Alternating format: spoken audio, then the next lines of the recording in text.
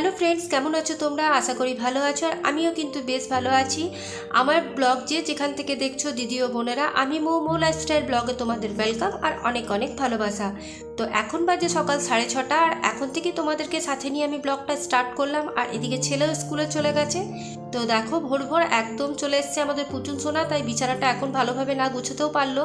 চারপাশে আমি এখন গুছিয়ে নেব, তারপর পরে একবার বেডটা ভালোভাবে ঝেড়ে নেব। তো সকালবেলায় পুচুন সোনা এলেই আমাদের সাথে অনেক কথা বলে, দেখতেই পাচ্ছ নিজের ভাষায় নিজের কথা বলেই যাচ্ছে। আর দেখবে ঘরে যদি এরকম একটা বাচ্চা ছেলে থাকে তাহলে কিন্তু সময় বেশ আমাদের কেটে যায়। এই পুচুনকে নিয়ে আমাদের কিন্তু সময় কেটে যায়। কখন যে সকাল বিকেল রাত হচ্ছে আমরা নিজেরাই বুঝতে পারি না, কারণ একে নিয়ে 24 ঘন্টা আমাদের কাটে।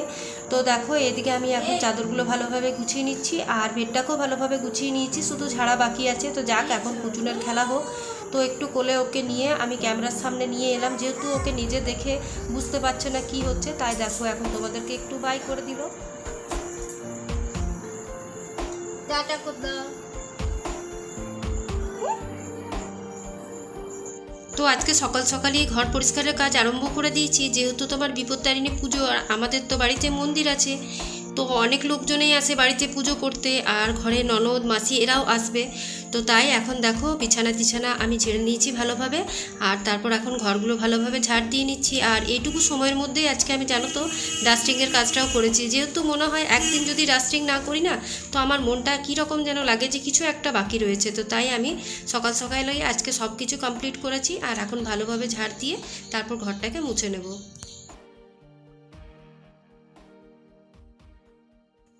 আর পুজো টুজোর ক্ষেত্রে আমাদেরকে সকাল সকালই সব কাজ করে নিতে হয়, যেহেতু বাড়িতে লোকজন আসে। আর দুর্গা পুজোও তো ঠিক আমাদের এইরকম সিচুয়েশনেই হয়। তো এতদিন তো কাজের মাসি ছিল, তাই অসুবিধাটা হতো না, সকালে এসে কাজ করে দিয়ে চলে যেত। কিন্তু এখন যেহেতু কাজের কেউ নেই, আমাকেই সব কিছু করতে হয়। তাই ভোরবেলা উঠার থেকে যদি আমি কাজ না আরম্ভ করি তাহলে কিন্তু কিছুই কমপ্লিট হয় না। তো দেখো এদিকে ঘর মুছে তারপর সোজা স্নান করে আমি চলে এসেছি। আর এখন জানো তো সময় হচ্ছে ওই 7:30 মতন। তো সকাল সকাল স্নানটা হয়ে গেছে, তাহলে পুজোটা দেওয়া হয়ে যাবে। আর পুজো মানে এখন যেটা বিপত্তারিণী পুজো সেটা অনেক পরেই করব। ঘরের যেটা নিত্য পুজো, মা দুর্গাকে প্রণাম করা, ঘরের নিত্য পুজো যেগুলো থাকে সেগুলো এখন এই মুহূর্তে আমি কমপ্লিট করে নেব, কারণ এরপর অনেকটাই কাজ আছে, সেগুলো পরপর তোমাদের সাথে শেয়ার করছি। তো দেখো স্নান করে সিঁদুর ঠেকিয়ে একটু মুখে ক্রিম লাগিয়ে তারপর এখন ঘরের পুজোটা একটু কমপ্লিট করে নিই। আর চলো এখন মা দুর্গাকে একটু মন্দিরে যেয়ে প্রণাম করি। একবার সকালে কেউ পুজো করিয়ে গেছে, মানে অনেকেরই এখন হয়েছে দেখবে সকাল সকাল ওষুধ খাওয়ার প্রবলেম থাকে, তাই তারা উপোসটা থাকতে পারে না। তো তার জন্য অনেকেই ভোরবেলাতেই পুজো করে চলে গেছে। আর এই সময়টা আমাদের একটু ঠাকুরঘর অগোছালো হয়ে যায়, যেহেতু তোমার পুজো হয় বলে অনেকেই লোকজন আসে। তো তোমাদেরকে পরে দেখাচ্ছি, প্রচুর ভিড় হয় আমাদের। আর এখানে মাকে সাজানো হয়েছে। আর এখন এখানে আমি দেখো একটা গামলা বের করে নেব। তো দেখো গামলাগুলো একের পর এক আটকে গেছে, আর ডিভান্ডের ভিতরেই আমাকে বাসনগুলো রাখতে হয়, যেহেতু আমার কোনো আর এক্সট্রা জায়গা নেই তাই। আর এগুলোতে এখন ফলগুলো সাজাবো। আর এখানে গামলাটা বের করে এখন আমি সাজিয়ে নিচ্ছি। আর আমাদের বাড়িতে কি জানো তো, সবাই নিজের নিজের থালাটা নিজেরাই সাজিয়ে নেয়। আর দুটো মানে বড়দি ভাই আর ছোটদি ভাই যারা আছে তারা অনেক মানুষের থালা সাজায়। তো তাদের বাড়িতে অন্য রকম হয়, কেউ মানে ছোটদা ভাই হয়তো 20টা থালা সাজায়, আবার বড়দি ভাই সেও 40-50টা। তো তারা নিজের আলাদা করে সাজিয়ে নেয়। আর এটা বাড়ির পুজো দেবো, যেহেতু আমাদের সেটা আমরা নিজেরা সাজিয়ে নিই। তো এখানে দেখতেই পাচ্ছ বিপত্তারিণীর মায়ের পুজোতে কী কী লাগে, এটা তো সবাই জেনে থাকো, যে যেরকম যাদের যা নিয়ম সেটাই করে থাকে। তো ব্যাস আমাদেরও সেই রকমই নিয়ম, আর কিছু না। তো চলো এখন থালাগুলো সাজানো হয়ে গেছে, মন্দিরে দিয়ে আসি।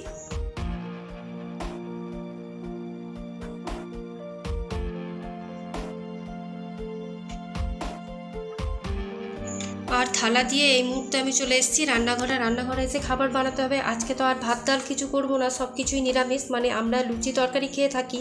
আর যারা তোমার উপোস করে তারা আমাদের বাড়ির নিয়ম অনুযায়ী মানে বিনা নুনের লুচি আর সুজি করে থাকে। তো এখন দেখো এদিকে আমি কুকারে তোমার ডালটা চাপিয়ে দিয়েছি। আর অনেক বাড়িতে লোক এসেছিলো, আর ননদ এরা সবাই এলে আমার বাড়িতেই থাকে, তো আমার বাড়িতেই খাওয়া দাওয়া করে। তো এখানে দেখো ননদের নাতি চলে এসছে। আর আগের দিন ব্লগে দেখেছিলে এদের বাড়ি আমরা গেছিলাম, এখন ও পুতুন সোনার সাথে একটু খেলা করছে, যেহেতু ও ছোট আর এও ছোট। আর এখানে ভাগ্নি ভাইজি এরা বসে আছে।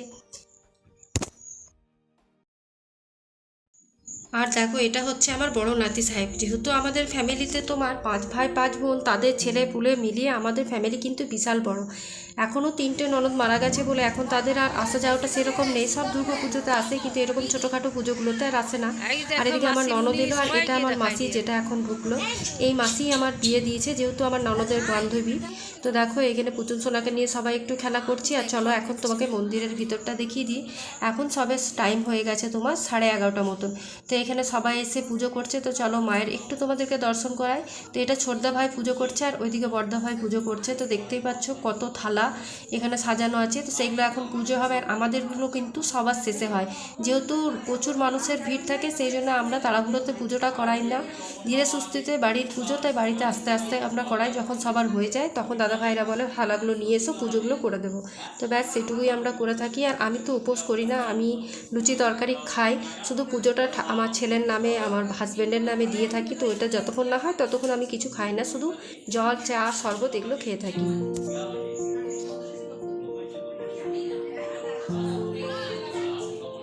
আর দেখবে বাড়িতে যখন লোকজন আসে তখন কিন্তু একদম রান্না বান্না করতে ইচ্ছে করে না, মনে হয় যেন আড্ডা মারি, সবার সাথে গল্প করি, তাই না? আর এদিকে আমার নাতি সাহেব বলছে, দিদি আমাকে কি তুমি ভিডিওতে নিয়েছো? তো আমি বললাম হ্যাঁ। তো তাই ও দেখো উঠে বসে গেল। আর এদিকে চলো এখন আমি রান্নাটা চাপিয়ে দিই। আজকে কুমড়োর ছক্কা করেছিলাম। কুমড়োর ছক্কার জন্য তোমার শুকনো লঙ্কা ফোড়ন, কালো জিরে আর জিরে দিয়েছিলাম, আর হিংটা আমি বেশি পরিমাণে দিয়ে থাকি। আর কুমড়োর তরকারি করেছিলাম, আর তোমার ছোলার ডাল করেছিলাম। আর ননদ আর মাসি মিলে আমার আজকে লুচিটা বানিয়ে দিয়েছিল। যেহেতু দেখছে যে আমি বারবার গল্প করতে চলে যাচ্ছি, তো বললো যা আমি করে দিচ্ছি, তুমি যে হাওয়ায় বসে বসে গল্প করো। তো দেখো এখন আমি কুমড়োর তরকারিটা চাপিয়ে দিচ্ছি। আর কুমড়োর তরকারিটা আমি কিন্তু ভাজা ভাজাই করি, এতে কোনো জল অ্যাড করি না। যেহেতু লুচির সাথে খাবো বলে আমার মনে হয় না জল দিয়ে দিলে একটা দেখবে খাটা হয়ে যায়, সেজন্য আমার ভালো লাগে না, তাই কুমড়োটা আমি শুকনো শুকনোই করি।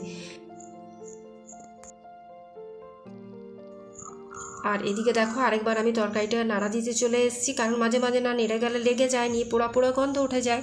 আর এদিকে বললাম যে ননদ আর মাসি মিলে আজকে আমার রান্না বান্না করেছিল। তো তার জন্য দেখো ওরা ময়দাটা আমার ননদ মেখে দিচ্ছে।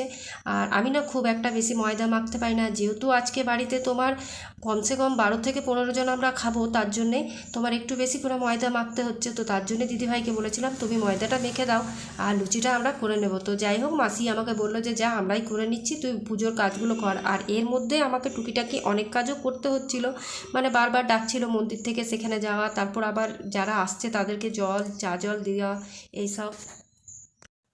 আর পুজোর শেষ হওয়ার পর দেখো এখন ঢাকির আওয়াজ। আর এই ঢাকির আওয়াজ মানে বাজলেই মনে হয় যেন দুর্গা পুজো চলে এসছে। আমার খুব ভালো লাগে যখনই কোথাও ঢাক বাজে, মনে হয় একটা কীরকম সন্তুষ্টি হয়, যেন ঠাকুরের পুজো সম্পূর্ণ হলো। তো ব্যাস আমাদেরও পুজোর শেষে একদম ঢাকি বাজিয়ে তারপর পুজোটা কমপ্লিট করা হয়েছে।